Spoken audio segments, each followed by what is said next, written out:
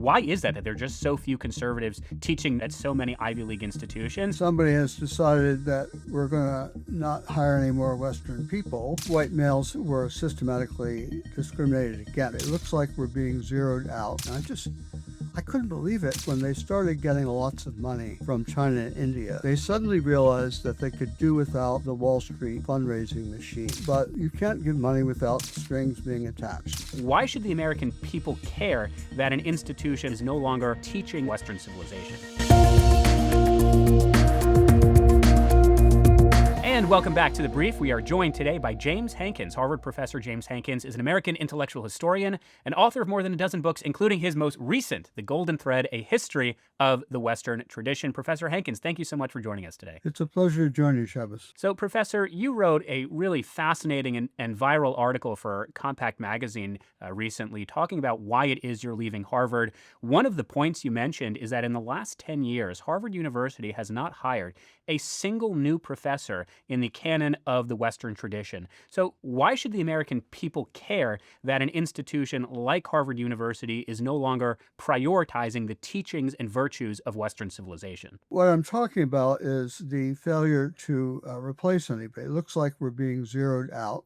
Somebody has decided that we're going to not hire any more Western people, and instead they're hiring more global historians of various kinds. So this is, and it's the acknowledged direction of the department that they have wanted for, 30 years to go in the direction of global history, international history, transnational history.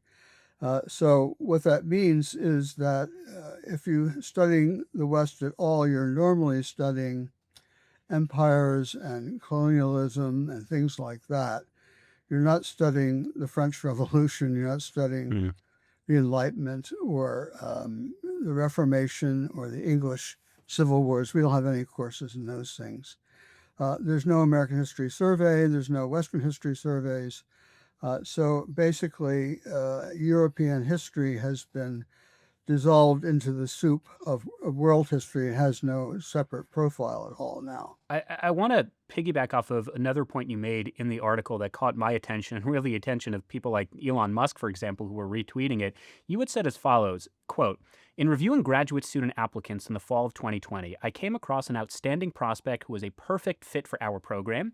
In past years, this candidate would have risen immediately to the top of the applicant pool. In 2021, however, I was told informally by a member of the administration, the admissions committee that, meaning a white male, was, quote, not happening this year. In the same year, a certifiably brilliant undergraduate I had tutored, who was literally the best student at Harvard, he had won the prize for the graduating senior with the best overall academic record, was rejected from all the graduate programs to which he applied. He, too, was a white male. I called around to friends at several universities to find out why on earth he had been rejected. Everywhere it was the same story. Graduate admissions committees around the country had been following the same unspoken protocol as ours. The one exception I found to the general exclusion of white males had begun life as a female."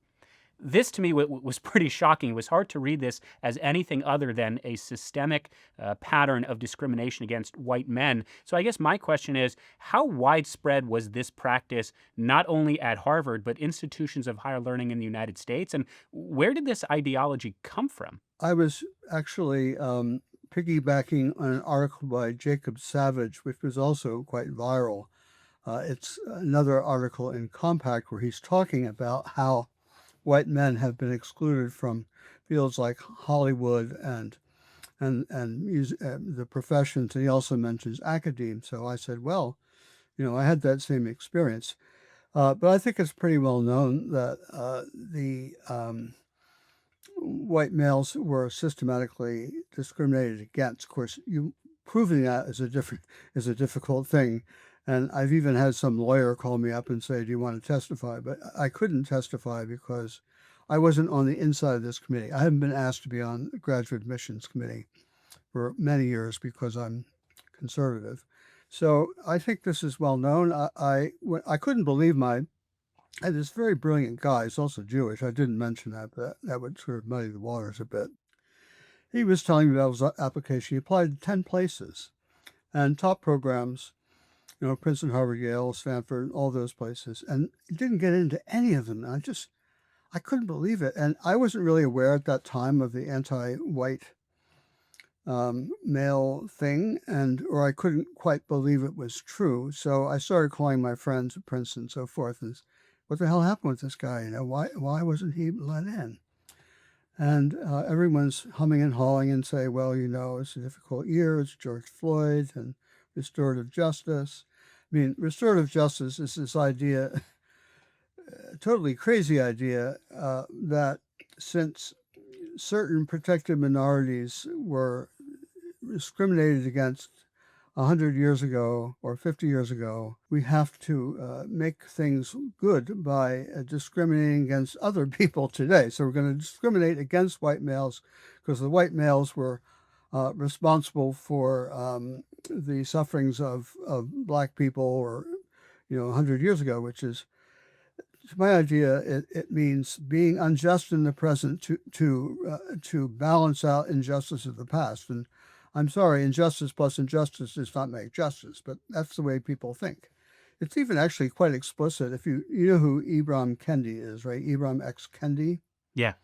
Yeah, he's the author of all these anti-racism books. So I was talking about this on X, on Twitter, and somebody actually sent me a screenshot from his book where he says exactly that. We must discriminate against white people now in the present because we were discriminated against, or, of the people who were discriminated against in the past. And unless you believe in collective responsibility, it just doesn't make any sense. How are we supposed to explain to a Chinese laundry owner who came to the country in 1950 why he has to do reparations for something that happened to people 100 years ago before he got into the country? Just, it's utterly irrational. It's very hard to defend if your brain is operating in a rational fashion. And I have to add, the only reason I actually know that name is because he was required reading at Harvard Divinity School. I want to jump off of what you just said about being a conservative faculty member at Harvard. There was this, of course, infamous Harvard Crimson study that showed no more than roughly 3 to 5% of the faculty at Harvard identify as conservative. So, number one, why is that there are just so few conservatives teaching not just at Harvard, but at so many Ivy League institutions? And then furthermore, what can these Ivy League institutions do to encourage intellectual and ideological diversity on their campuses? Yeah, well, I've been at Harvard for 40 years, and when I first arrived at Harvard, I think the balance of the history faculty, anyway, I won't speak for the rest of the faculty, the history faculty was liberal, okay? But there was a core of conservative professors. So when you have a committee or a department or any group of people who are involved in the same enterprise, and some of those people are conservative, you won't get any politicization, because especially in academia, people want to be accepted into the group, and academia is very much a collegial place. People don't like to criticize each other, especially I'm getting a bit of blowback from my department because I'm criticizing my department, but I didn't name anybody who's alive, right? And I kind of sympathize with their position in some ways. But when you have a balance between even, one quarter, I guess we were 1/4 conservatives in the history department when I arrived in 1985, it prevents politicization because you're in the room. People don't want to go and get on their ideological high horses. So when that number drops, and there's only like a token conservative, and it used to be Neil Ferguson and I, now it's just me. I'm the token conservative. If I don't go to a meeting, it becomes very ideological very quickly. I've noticed sometimes when I come to a meeting late, the conversation stops because they're a little bit, embarrassed of what they were saying when I walked in. But I think that's part of it. I don't think that we have to have any. I'm against quotas of all kinds. That's how I got in trouble at Harvard, by being against quotas for women. I'm against quotas, but if you have some kind of representation across the political spectrum, I think that's the way to prevent politicization from within.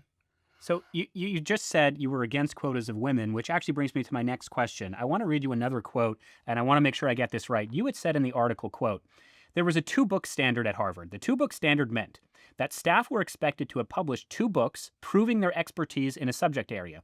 The two-book standard would be shelved in the late 1990s when we were under increasing pressure to hire more women faculty. Feminist activists at Harvard, as elsewhere, were demanding that half of all new appointments be women. That, they claimed, was what liberal standards of equality required. So, I guess when thinking about diversity, equity, inclusion, DEI, do you think this is something that we can mend or something we have to end? Is there any way that we can have more inclusive environments without DEI? I mean, how do you see DEI within contemporary higher education? Well, DEI is a later phenomenon. What was the reigning philosophy of Harvard in this period was multiculturalism. Mm. The two-book standard was what I was told when I got into the department. Actually, everyone told me that I would never get tenure because no one got tenure. But if you wanted to get tenure, you have to write two books, one of which is your dissertation, and the other is a major book of some kind, a field-changing book. That was the word people used. And that standard was openly acknowledged in department meetings. But there just weren't enough women, right? At that time, the history profession was about 10% female at most. The recent PhDs coming out were 10% women. And in the cohorts where we hire at Harvard, which is usually hired mid-career from outside, there are even fewer women in that. We happen to get a wonderful female historian, by the way, named Laurel Ulrich, who I like very much and wrote wonderful history. But that's because we're Harvard, we can afford the best. But the idea that we're going to hire 50% women when the cohort of available PhDs is 10% means automatically you're going to lower standards, right? It's mathematically impossible not to lower standards. Because until that time, there were wiser heads that prevailed in the central administration that were protective of the university's reputation. That's what they cared about, excellence. And when I got to Harvard first in 1985, that's something that struck me immediately, that people at Harvard wanted to be the best, right? I came from Columbia, which is a great university, had wonderful people in it, but I never got this sense that we have to be the best. And when I got to Harvard, every faculty meeting was worrying about this, right? We're number 3. And how can we possibly be number 3? We have to be number 1. And the university, Derek Bach was determined to be number 1. But when this whole movement to have equality among the different protected, categories took off in the late 90s, that's when enough people in the university administration said, no, our primary goal now is not excellence, but diversity. But the overall quality of the university has gone down dramatically. So let's continue the exploration of ideological capture. The Department of Education, under Section 117 of the Higher Education Act, they recently released their aggregate reporting of foreign gifts and contributions to American universities.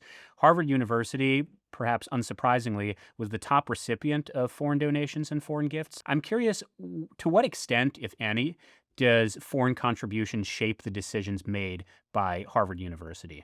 What happened, well, one of the things I can tell you that's actually a well-known story is when they started getting lots of money from China and India in the second decade of the 21st century, they suddenly realized that they could do without the Wall Street fundraising machine, which they had relied up to that point. And that was what protected the final clubs. The university administration has always hated final clubs. They don't like them because they're outside the control of the university. They're private, they're privately funded, and the university administrators have always disliked them. But now they saw a chance to get rid of them because they could get money from abroad. They could get money from the Chinese and Indian. So basically, Drew Faust and her friends in the diversity apparatus started creating a war on the final clubs. And I was at a dinner party one time when I informed a member of the university administration that there were also female final clubs, and they were absolutely astonished to hear this. You know, they weren't aware that there were also women who wanted to have, I think single sex, I call them single sex social clubs. And that's what they disliked about them, because everybody has to, there can't be any distinctions. So that was one result of taking money from abroad, is that they were less tied to American donors and to Wall Street and to their own alumni. And that's a bad thing, I think. I'm grateful for the foreign donors who want to help us, but you can't give money without strings being attached. I'm sorry. Recently, President Alan Garber was giving an interview in Boston, and he had said as follows. He said, quote, "I think there's real movement to restore balance in teaching and to bring back the idea that you really need to be objective in the classroom." He sort of showed regret at just how much social activism was being brought into the classroom at the hands of professors. So first and foremost, do you believe President Garber? And then what are the next practical steps that need to be taken in order to rectify the problems that you have diagnosed quite articulately in the last few minutes? Well, I have quite a lot of time for President Garber, and he was trying to right the ship even before we were attacked by the Trump administration, actually a year before. He actually used the opportunity of the university's embarrassment after Claudine Gay's departure to accomplish some real, I wouldn't call them conservative goals, but there were, I think, attempts to refocus Harvard on its mission, which is, scholarship and science. That's what we do. And to take away the emphasis on politics. So he arranged, there were committees set up and making recommendations. It's moving very slowly, but they did do away with required DEI statements. No, you don't have to do them. You can do them. And my fear is that they'll prefer the people who did them to the people who didn't do them. And they have taken various steps to moderate the influence of anti-Semitism in Harvard. They have created a statement that you cannot speak in the name of Harvard unless you clear it with somebody first. You remember after October 7th that a lot of these groups wrapped themselves in crimson and declared that Harvard was against, the Israelis and in favor of the Palestinians. And so that's not going to happen anymore, I hope. Or if it is, it can be repudiated. So there are steps being made. As to the future, there are attempts, I think, now being made to organize something like one of these civic centers that are spreading across red state America, which gives a voice to people who are not on the left within the university. I think that will be a good thing to happen.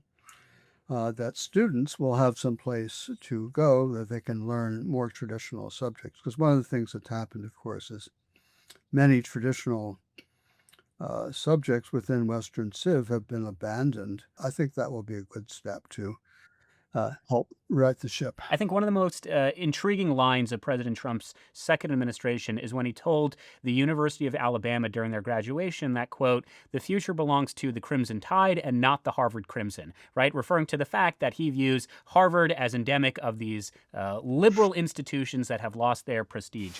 It is clear to see the next chapter of the American story will not be written by the Harvard Crimson. It will be written by you, the Crimson Tide.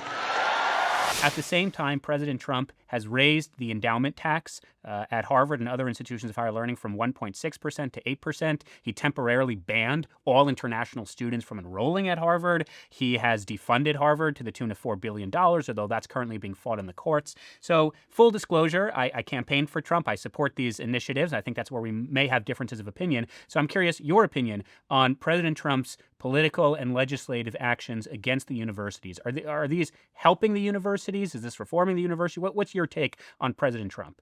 Well, I don't think he helped us, those of us who wanted to bring about reform, just because people got their backs up.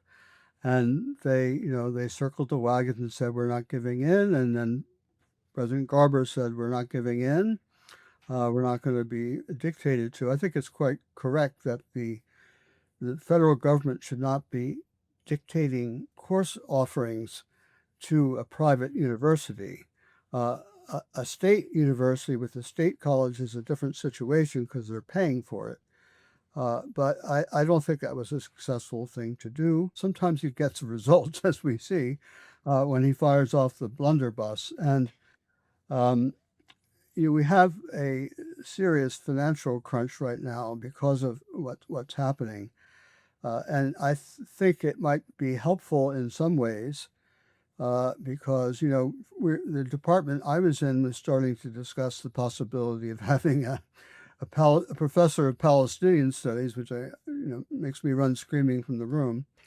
And he that's been frozen because of all the job opportunities, all the job searches have been frozen.